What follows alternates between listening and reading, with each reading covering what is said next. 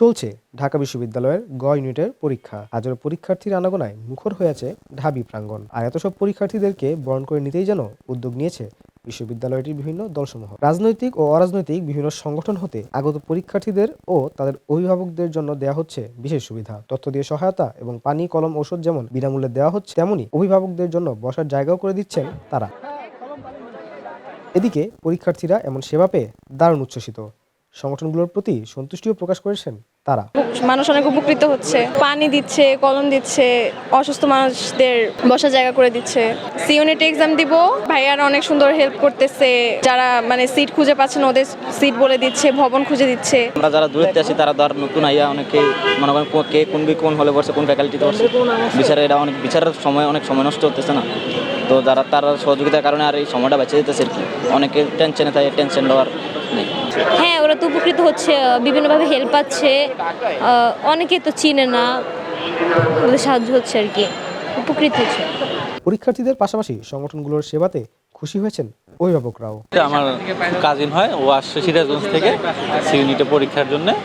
ওর আসলে ওরকম কেউ নাই এখানে যে ওকে ঠিক মতো নিয়ে যাবে, তো তারা আসলে যে বুথ থেকে নিয়ে এক্সাম হলের সেন্টারের যে লাইন সেগুলোতে দেখা আসে এবং কোন ফ্লোরে তার সিটটা আসলে পড়ছে সেখানে নিয়ে যাইতেছে। এরপরে গার্ডিয়ানদের জন্য থাকার একটু সিটের ম্যানেজমেন্টের ব্যবস্থা আছে এবং পাইছি, যেখানে গেছি সবাই হেল্প করছে ঠিক মতোই। আমরা নাইলে এখানে খুঁজে নেওয়াটা আমাদের জন্য খুব কষ্ট হতো, যেহেতু আমরা নতুন, সিট খুঁজে পাওয়াটা একটু কষ্ট হয়ে গেছিল।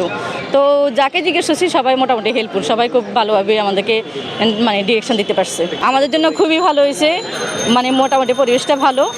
এইভাবে যদি চলতে থাকে তো সামনে হয়তো বা ভালো হবে। তাহলে সেটা যেই করুক, যেভাবেই করুক, সহযোগিতা করছে, এটা একটা ভালো দিক নয়? তো এটা তো একান্তই তাদের বিষয়, তারা কোন অ্যাঙ্গেলে করছে।